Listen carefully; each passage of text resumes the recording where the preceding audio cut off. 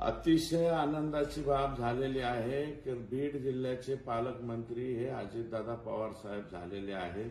आम्ही पहिल्यापासून मागणी केली होती की राज्याचे मुख्यमंत्री किंवा उपमुख्यमंत्री यांनीच बीड जिल्ह्याचं पालकत्व स्वीकारावं, कारण इथे जे पालकमंत्री म्हणून काम केलेलं आहे त्यांनी पार्शियल काम केलेलं आहे, इम्पार्शियल काम केलेलं नाही।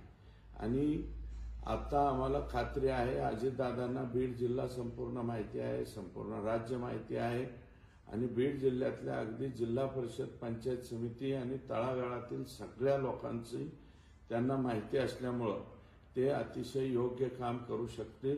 आणि बीड जिल्ह्यातल्या 6 पैकी 4 आमदारांची तशी इच्छा होती आणि ही इच्छा आम्ही ज्या ठिकाणी व्यक्त करायची होती त्या ठिकाणी व्यक्त केली, म्हणून त्यांना संधी दिलेली आहे।